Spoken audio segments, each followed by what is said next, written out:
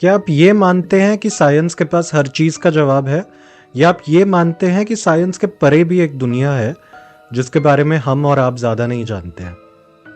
कुछ साल पहले तक मैं भी यही मानता था कि जो चीज साइंस के अंडरस्टैंडिंग में फिट नहीं बैठती है वो चीज सही नहीं होती है। पर मेरे साथ कुछ साल पहले कुछ ऐसा हुआ जिसके बाद जिंदगी को देखने का मेरा नजरिया ही बदल गया। मेरा जन्म हुआ था हिमाचल प्रदेश में, शिमला के पास एक छोटे से गांव में। वहां रहते थे मेरे दादी, दादू, मम्मी, पापा और मैं। और मेरा एक दोस्त था सचिन नाम का, जो हर शाम हमारे घर आता था। मुझे अभी भी याद है, सचिन और मैं दादी और दादू के साथ बैठते थे और वो हमें भूतों की कहानियां सुनाते थे। अब हर कहानी तो मुझे याद नहीं है, पर मुझे याद है कि दादू हमेशा बोलते थे कि कोई चाह के भी इस गांव को छोड़ के नहीं जा पाता है, क्योंकि यह गांव बहुत खूबसूरत है। अब ऐसा हमारे साथ तो नहीं हुआ, क्योंकि जब मैं 10 साल का था तब मेरे मम्मी और पापा ने यह फैसला किया कि मेरे फ्यूचर के लिए और मेरी आगे की पढ़ाई के लिए बेहतर यही होगा कि हम किसी बड़े शहर चले जाएं। तो हम लोग चले गए बंबई। उसी दौरान सचिन भी चला गया विदेश उसके आगे की पढ़ाई के लिए। और बंबई आने के बाद मेरे अंदर बहुत सारे बदलाव आए। यहां आके मैंने सीखा कि ना भूत ना भगवान, किसी चीज में भरोसा करने की जरूरत नहीं है। एक ही चीज में भरोसा करना है, साइंस। साइंस में विश्वास करना ठीक था, पर जितना विश्वास मैंने किया था उसके बाद जो मेरे साथ होने वाला था वो मैं सोच भी नहीं सकता था। लगभग 15 साल तक हम बंबई में ही रहे। ना कभी हम गांव गए, ना कभी गांव से कोई यहां आया। पर एक रात जब मैं, पापा और मम्मी बैठ के खाना खा रहे थे, तब अचानक से पापा का फोन बजा और पापा के फोन पे हमें पता चला कि दादू का देहांत हो गया है। हमने तुरंत सब कुछ छोड़ा और गांव के लिए निकल गए। जैसे ही हम गांव पहुंचे, मैं दादी के पास जाके बैठा और कुछ देर बात करने के बाद मैंने उनसे पूछा कि दादी, आपको दादू की याद आ रही है?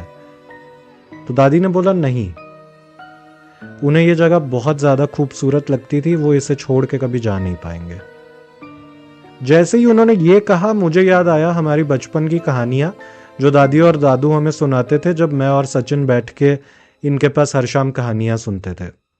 वो याद आते ही मैं बस मुस्कुरा के वहां से चला गया। लगभग अगला पूरा हफ्ता हमने क्रियाक्रम की हर रस्म पूरी की, पर मुझे ऐसा एहसास हो रहा था जैसे मैं अकेला नहीं हूं। जब मैं क्रियाक्रम की रस्में करने भी गया हुआ था, या जब मैं घर में अकेला होता था, अपने कमरे में, किचन में, हॉल में, आंगन में, कहीं पे भी मुझे ऐसा नहीं लग रहा था कि मैं अकेला हूं। पर मैंने वो सारे थॉट्स जाने दिए, क्योंकि ज्यादा जरूरी था कि दादू की सारी क्रियाक्रम सही से हो जाए।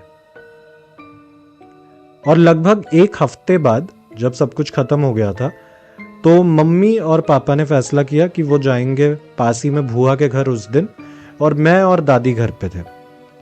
और मुझे पता चला कि मेरा बचपन का दोस्त सचिन वापस आ गया है। तो मैंने उसे तुरंत फोन किया और मैंने उसे बताया कि मैं भी गांव में हूं, वो घर आ जाए। उसने मुझे तब बताया कि इस बार वो अकेले नहीं आएगा, उसके साथ आएगी उसकी बीवी और उसका एक छोटा सा बच्चा। तो वो तीनों घर ही आने वाले थे।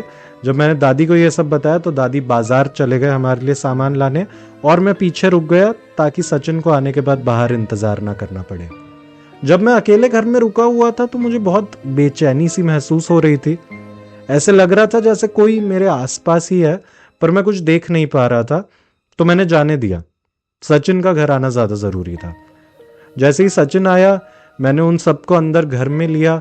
हम जैसे ही घर में आए तो भाभी ने बोला कि बच्चे को पहले जाके सुला देते हैं ताकि हम सब बैठ के आराम से बात कर पाए। तो भाभी अंदर गेस्ट रूम में चले गए, मैं और सचिन किचन चले गए चाय बनाने के लिए, और हम आ गए हॉल में चाय बनाने के बाद। अच्छी बात यह थी कि आप हॉल से अंदर गेस्ट रूम के दरवाजे तक देख सकते थे।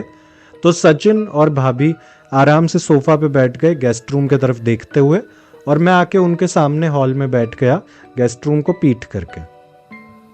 जैसे ही मैं बैठा, मुझे याद आया कि मैंने सचिन को अब तक बताया नहीं है दादू के बारे में, और जो बेचैनी थी वो मेरे अंदर बढ़ती जा रही थी। मुझे समझ नहीं आ रहा था मैं उसके बारे में क्या करूं। मैं कुछ बोलता इसके पहले ही सचिन बोल पड़ा कि तूने बताया नहीं दादू घर पे है। और मानो जैसे मेरे दिमाग में हर पहलू जुड़ गया। मैंने सचिन की आंखों में देखा और मैंने सचिन को बताया कि सचिन, दादू का देहांत हो गया है। और मानो सचिन और भाभी के चेहरे से हर रंग उड़ गया। हम इसके पहले कि कुछ कर पाते, अंदर से बच्चे की रोने की आवाज आने लग गई। हम तीनों उठे और दौड़ के कमरे के अंदर गए, पर अंदर जाके हमें कुछ नहीं दिखा। पर वो बच्चा अभी भी रो रहा था। सचिन ने उसे गोद में उठाया और वो शांत होने का नाम ही नहीं ले रहा था। कुछ देर बाद जब वो शांत नहीं हुआ, सचिन ने मेरी तरफ देखा और उसने बोला कि भाई, देर हो रहा है, हमें जाना होगा। और सचिन और उसका सारा परिवार निकल के चले गए। पर जितना मुझे याद है, सचिन उस रात मेरे पास रुकने के लिए आया था। और यही नहीं, सचिन गांव में भी 1 महीना रुकने वाला था, पर मुझे पता चला सचिन उसी रात वापस विदेश चला गया।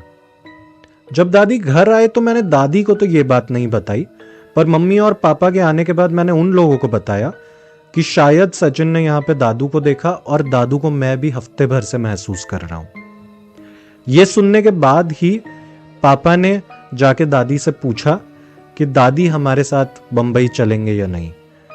दादी ने दोबारा से मेरे तरफ देख के बोला कि मैं तो आ जाऊंगी, पर वो इस जगह को छोड़ के नहीं आ पाएंगे। उन्हें यह जगह बहुत खूबसूरत लगती है।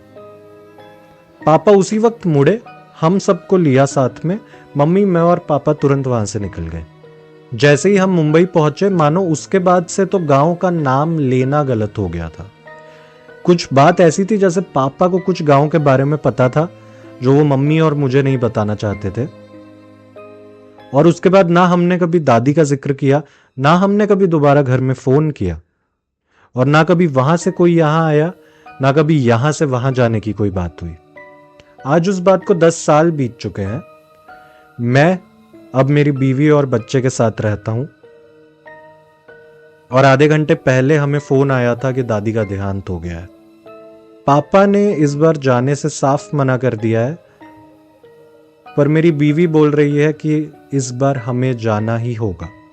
तो मेरा परिवार तो इस बार जा रहा है दोबारा गांव में, पर मेरे मन में सवाल यही है, क्या दादी उस खूबसूरत गांव को छोड़ के जा पाएंगे? क्या दादू अब भी वहीं होंगे? और क्या इस बार जाने के बाद हम वापस आ पाएंगे? ये वीडियो मैं इसीलिए बना रहा हूं, अगर हम गांव से वापस ना आ पाए तो दुनिया को पता तो चले कि हमारा गांव कितना खूबसूरत है।